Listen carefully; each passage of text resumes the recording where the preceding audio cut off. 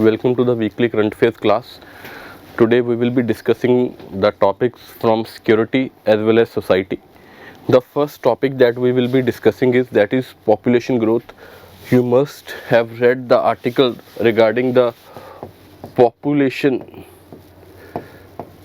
stabilization. Okay, it was in context of the recent statistics published by the UN, which stated that the world population has touched as high as 8 billion number on basically last Tuesday, and the significant thing here was that India was the largest contributor to the milestone, adding 177 million people of the last billion people born in the world.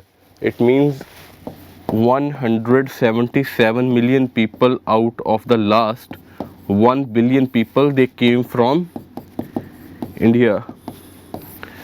Okay, it seems as a worrying prospect because of the very high population numbers that are presented here. But the UN also stated that India's population growth appeared to be stabilizing. In this context, how the population of India is stabilizing, you can refer to our previous classes also on population demographic dividend, where the things have been discussed in detail. The topic, the focus that we will be creating here today is that in the context of the recent statistics,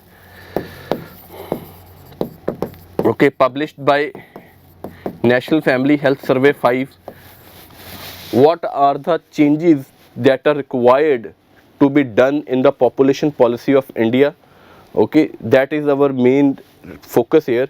So moving forward, first of all, the task at hand that you have to perform is, I have already discussed in one of my previous classes regarding the India's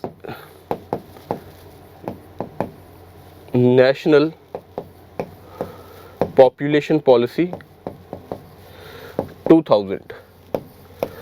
You must know, I hope so, you must have studied this thing in your classes also. You must know what are the objectives of this policy, as well as some of the specific targets that were basically kept in the context of this policy. That thing can be asked with respect to your prelims exams also, and the main direct question can also be asked with respect to India's national population policy 2000 also.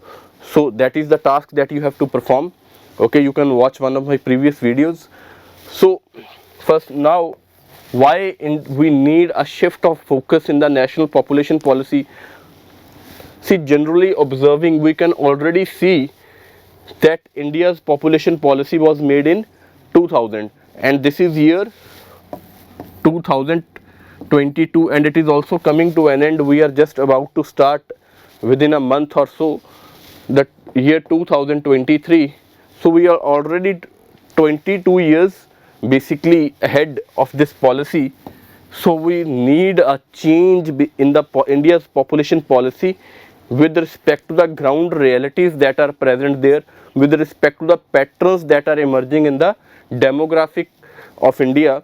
So in context of that, what are the changes, or what are the ground realities, or what are the patterns that we are seeing with respect to the demographics of India? First of all, again, this has already been discussed with respect to the total fertility rate. See, National Family Health Survey 5, it has already stated that India's overall fertility rate is below the replacement level. Okay, our replacement level is TFR is 2.1, and India has already achieved the level that is 2.0. Okay, it means that our population is decreasing. The number of replacement levels are going down. Okay, so that is a significant thing. Earlier, see, the context here or the focus here was population control. In context of India's national population policy 2000, the focus was on population control. But keeping with the ground realities, keeping with the recent statistics that are published here, that focus needs to change. Okay, that focus should be on reaping the demographic dividend, because we have not so much of the window left to utilize the basically working age population. There it needs to be absorbed. Next ground reality that, or the pattern that India needs to basically recognize, is the rise in the aging population. As per the Ministry of Statistics in 2018, the number of citizens, okay, the number of citizens over the age of 60 jumped 35.5%. okay, there is a 35% rise, that is from 7.5 crores to almost above 10 crores, or that is close to 10.5 crores in 2011. And when the recent 2021 census will be updated, we will again see a jump in this number. So what we are seeing is, we are seeing a rise in the aging population. Again, repeating this last point, our here focus was the population control. But here we see that the rise of aging population, there is a difference between when there are more number of individuals that are coming in the working age population, and there is a difference when the basically there is an increase in the number of individuals who are above 60. So what will happen with that? It will basically result in India will have to spend more on its health expenditure, in its health infrastructure, geriatric care. It will have to look out for those things. Otherwise, basically further these people will be less contributing to the economic development. Okay, they will be less contributing to the taxes in comparison to the working age population, because their physical health, their mental health, their skills, their ability to work, all that factors basically hinder their economic participation. So this is another ground reality for us. And another one is a skewed sex ratio. See, what is happening is, as again the focus was on population control, India was advocating policies which focus upon basically lower families or smaller number of individuals in the family. What happened, that was, not only it led to the rise of the nuclear families, but it also creates some another issues. For example, if there are 3 individuals in the family, okay, earlier what used to happen was, basically if a girl child is getting born, okay, the population number was increasing, that individuals were thinking, okay, no problem, that we will keep on that, what we call as a son meta preference. We have already discussed in our previous classes also son meta preference. This was a concept given by Amartya Sen, and it was also recognized by the Economic Survey 2018.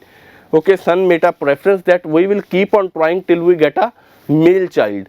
So but what is happening is that individuals, they have to adhere to the smaller family norms also.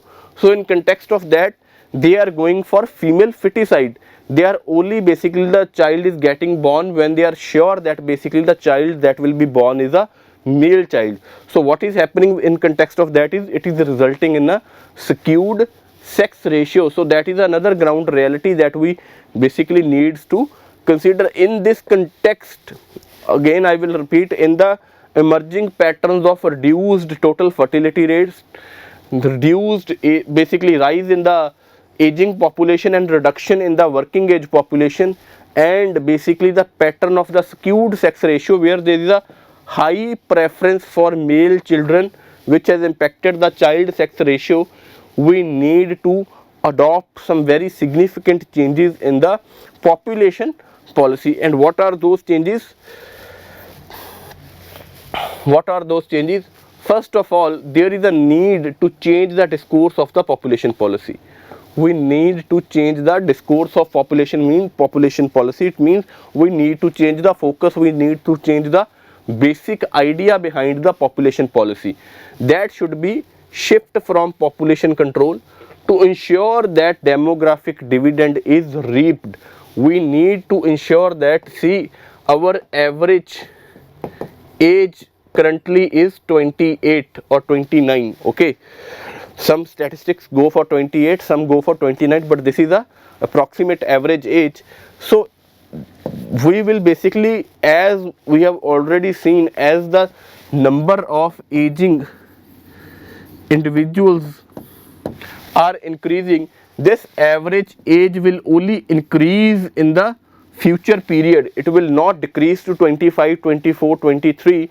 So we need to ensure that sorry, the individuals, basically our working age population from 15 to 64, it needs to be absorbed in employment.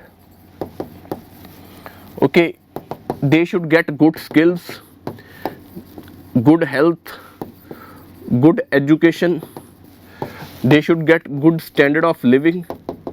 Okay, because this is the age group on which our future economic growth will depend. So we need to ensure that we need to shift the focus, that our demographic dividend is reaped and it in any case does not turn into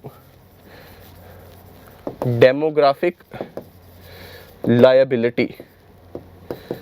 It does not turn into demographic liability. The question can be asked in your mains exams also, that how India can prevent its demographic dividend from turning into a demographic liability. So that is also a task at home for you. You need to find the answer to it, that how the demographic dividend can turn into a demographic liability and how India can prevent it. Okay, the next change that we need to is, as we have already discussed, we need to manage the aging population, as its share is projected to increase from 8% to nearly 20% by 2050. So there is almost, we see the rise in the absolute numbers, because we are 1.5 billion population. So this rise here in the absolute numbers will be very much high. So we need to ensure that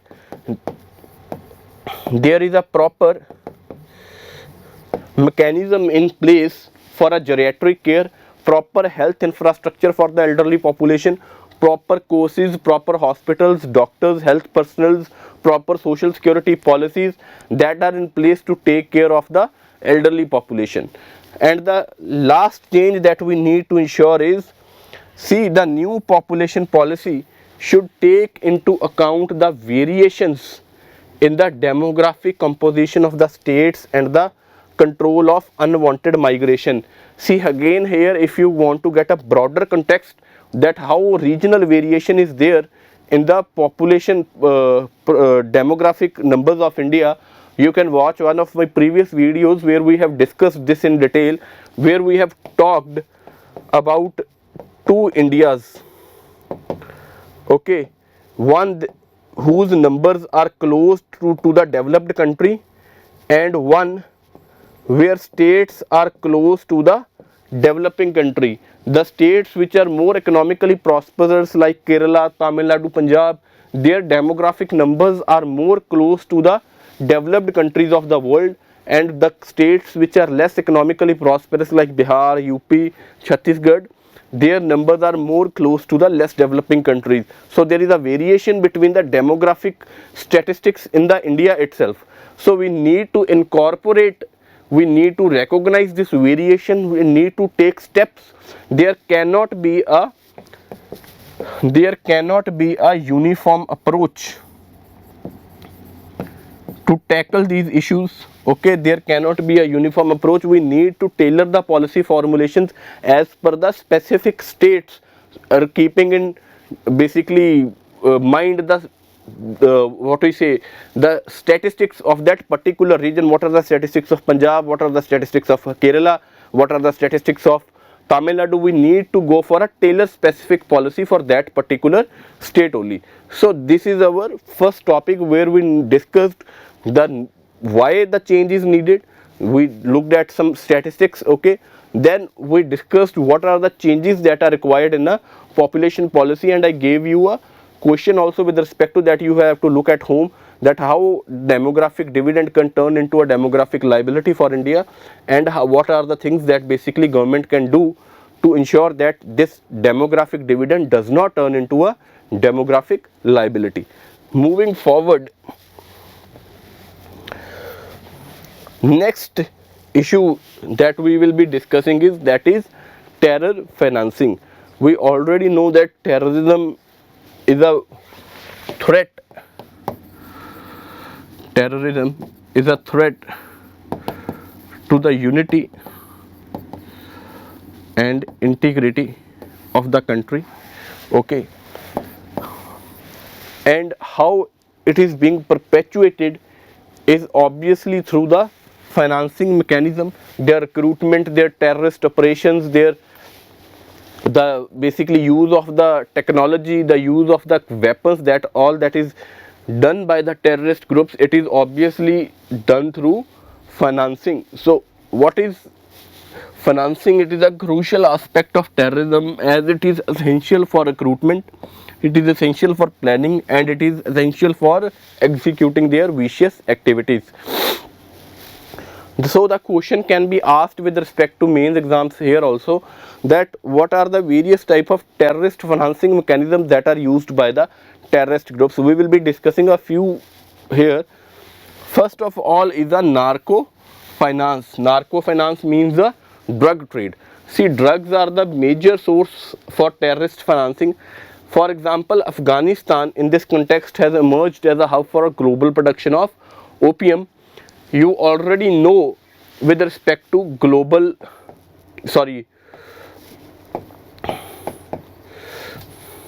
golden triangle and golden crescent, you already know about it. So that is a mechanism from where the drug infiltrates within our country.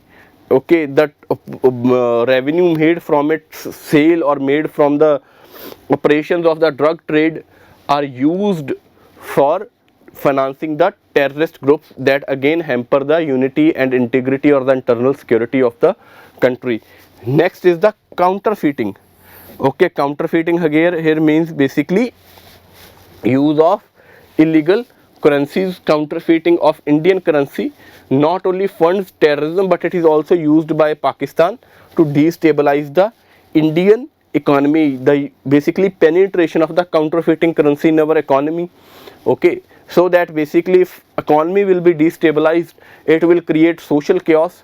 As the social chaos will grow, basically it will also create political instability, and overall it will hamper the economic prospect of India, because it will reduce the investments, it will reduce the basically India as a major source of investments.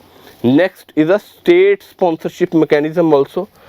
Pakistan, for example, has employed its intelligence agency to directly fund terrorist groups in India. State sponsorship is when some country or when some government basically directly funds the terrorist groups or insurgent groups against the another country. Very easy here. What are the various mechanisms? Narco finance, then there is a use of counterfeiting currency, then there is a state sponsored terrorism. Just give me a second. Next, there is extortion and taxation. Okay, this is especially relevant in the context of northeast and Maoist affected areas. It includes extortion from industries and levying taxes on people. For example, that was very pronounced in the left wing extremist areas, that whatever industries operating here, they had to give some kind of extortion money to keep their operations safe to the Maoist groups, and with that money they used to fund their operations. Another 2 or 3 specific mechanisms of terror financing can also be listed here. For example, religious organizations are there, they are also sometimes linked with the terrorist financing. Then charities are also there. In the name of charities, basically charities are a front, and at the back end they are used for financing the terrorist groups. So what kind of impact these kind of things create? First of all, obviously we will go for the dimensional approach here, that is the economic impact. So it creates dislocation. First of all, dislocation of the economic activities, causing obstruction to its development and progress levels. Why dislocation? Obviously we know that as the internal security of any state or country will be hampered, there will be problems with respect to rule of law, there will be problems with respect to safety. The individuals or the business groups will be very insecure about their investments and they will move to some safer or the stabilized space. So that is the issue. Then countries like India will have to spend higher on their defense and police. It is again the distortion of our resources, because these resources can otherwise be used for development, these can be used for social security, these funds can be used for infrastructure development, now which are spent upon the defense and the police mechanisms. Then obviously we have already discussed that it will create a decline in the investments, because as the insecure or the instability in the place or in the region will grow, the investments will move away to some secure place. Moving forward, okay, another impact is a social impact, because how it will create disintegration of society, as many groups will not be integrated in the national framework unless and until all the groups are working for the development of the nation. They are consolidated in the national framework. The inclusive development cannot take place, the social capital cannot build. So in this context, Maoists, for example, or northeast insurgent groups are the examples here, where these groups are not integrated in the national framework, and we see the eastern region of India lagging in development, and to some context we can also categorize this to the northeastern parts as well. Next is the political impact. Political impact will be most of important is the non-engagement of youth in politics, because as the rule of law, as the law and security problems will rise in a particular region, it will drive the youth away from the engagement in the political scenario.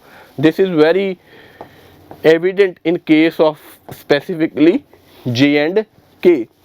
And further, the credibility of elected representatives is also questioned, because people do not participate in the political elections. Here you have example for of Srinagar in the 2017 bypolls. The voting that happened, basically the votes polled were just 7.14%. okay, 7, for example, from 100 people, only 7 to 8 individuals voted in that particular elections. Okay, in such a scenario, winner cannot claim to be the true representative of the population of his constituency. Okay, that basically the major impact here is obviously the driving away of people from political participation. Okay, and that is not a good thing for our democracy. So what are the major impacts of these kind of activities? That there is a economic dimension to it. Okay, then there is a social dimension with context of social capital, and then there is a political impact with respect to the political participation. Moving forward, so what has government done to, or what has been the government's response to stop the terrorist financing? What has been the government's response? Various kind of policy measures have been taken. First of all, you have is a Prevention of Money Laundering Act. Okay, it seeks to prevent and control money laundering, confiscate and seize property obtained from laundered money, from any, that is we can say, illegal activity that you have. Then India is also a member of the Financial Action Task Force, okay, which relates to the which basically works in a relation to the combating of financing of terrorism, money laundering, okay, these kind of things. And specifically because Pakistan was indulgent in these kind of activities, it was basically in the grey list of Pakistan, FATF. Then Enforcement Directorate is there, okay, which specifically again deals with the offences of money laundering. And most important government response has been the demonetization, to weed out the black money, to weed out the counterfeit money that was prevalent in the Indian economy. Important measures which created conditions for combating finance of the terrorism. And at last you have the Unlawful Activities Prevention Act 1967. Any individual who indulges in the terrorist activity or threatens the unity and integrity or sovereignty of India, okay, his property or her property will be seized, okay, whether that was obtained from legitimate or illegitimate sources. So this is the government response again in nutshell. Government has enacted Prevention of Money Laundering Act. It is a member of the FATF. Government has enacted, then you have an enforcement directorate, then you have a demonetization recently, and very early in its stage India also enacted Unlawful Activities Act 1967. So these are the topics basically which were there in news with respect to security and society. The question with respect to mains will be shared in the description below. So we will meet next week. Thank you very much.